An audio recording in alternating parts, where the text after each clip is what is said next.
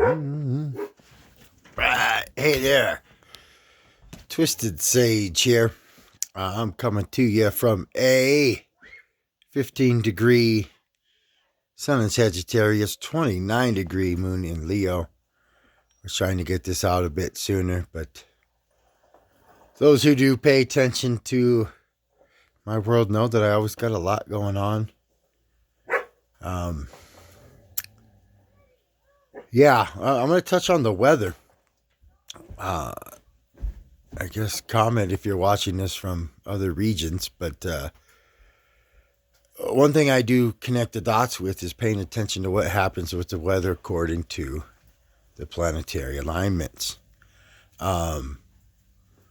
Even since late summer into fall, it wasn't an abnormally heavily hot summer. But the You see what they're doing, that boy? Hold on. I'm gonna have to pause this one. All right, I'm back. So,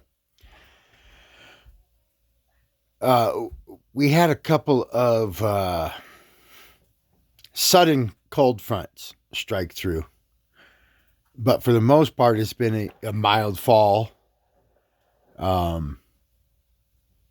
We have had a few snowstorms, but pretty much it warms back up. Now, I want to count this for mainly Mars being in its home position for such a long time. We haven't seen the Mars. I think it's every 8 years that Mars retrogrades in a sign. Now, it retrogrades every 2 years. But the last time it would have retrograded in Aries,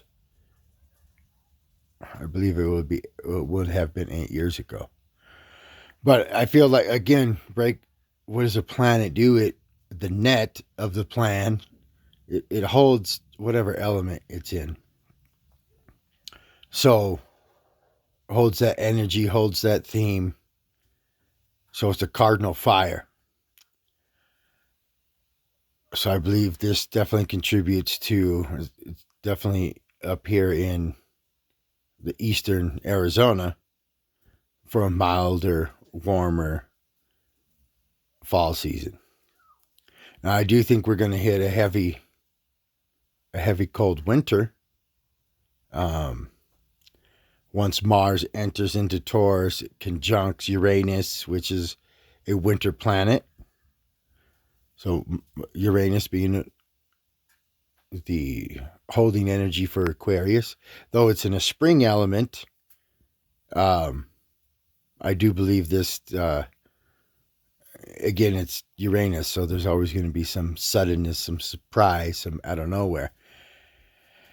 And when Mars enters Taurus, it'll be squaring off with Saturn and Jupiter in Aquarius, the fixed winter sign. So I do believe, especially here in the White Mountains and much of America, we will see continuing of cold temperatures and snow.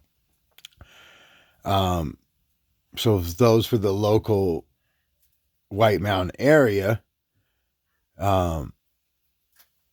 the Cancer moon was definitely had a bit more of a cold and a chill to it. And the beginning of the Leo moon was a little bit colder, but slightly warmer. But the last 2 days, it is definitely warmed up. And what do we have going? We have the sun in fire. We have the moon in fire. And when we think about the moon, what does the moon do? It represents the moment, the mood. So therefore, then we have the grand fire trine. We have 3 planets holding in the fire element. Fire is where we get inspiration. It rules spirit. It rules vision. I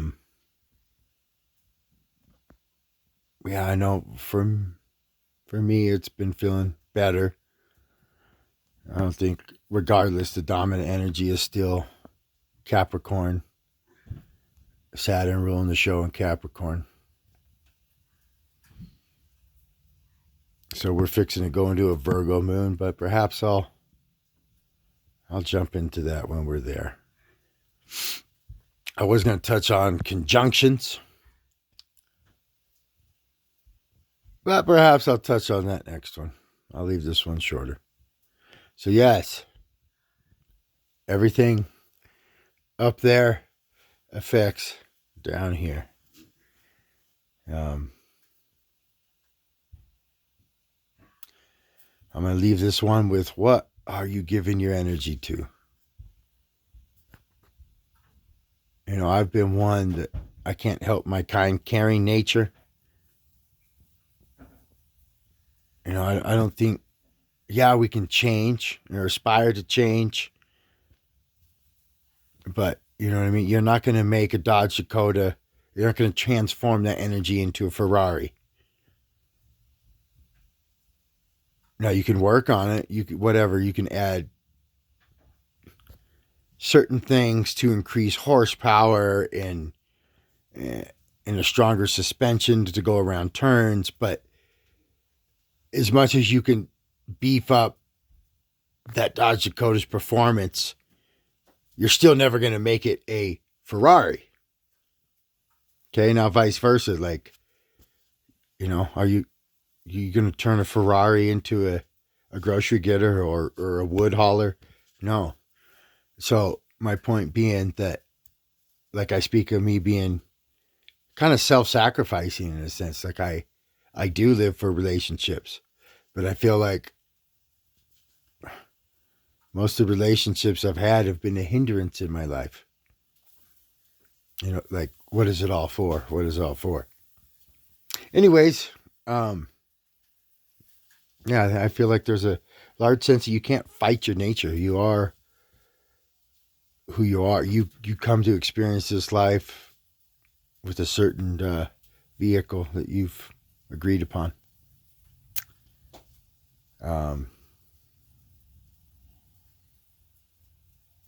And like Rick Levine spoke on a recent video, keep breathing. Yeah, for me, if I don't have that yoga breathing, then I definitely go bonkers. What are you giving your energy to? That's where. All right. Yes. What are you giving your energy to? Then that's anything. Like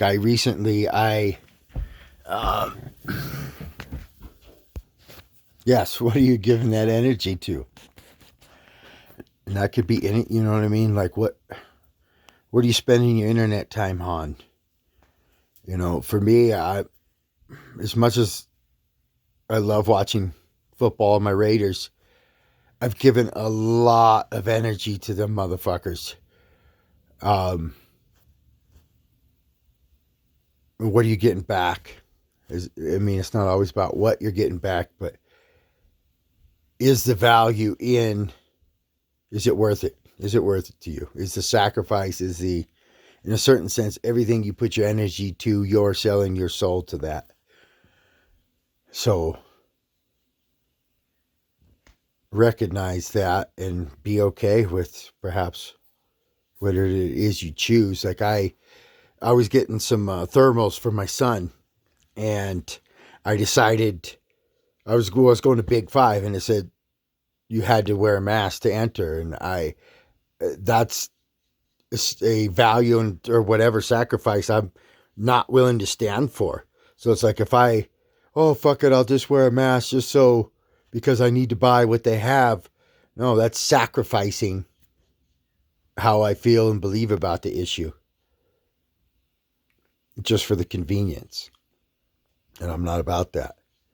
So I went to a different store. Buying power, that's a serious thing, especially since money dominates how the whole world functions, where you spend your money, who you buy with. It's like, okay, Amazon, yeah, super convenient. But who's the devil behind it?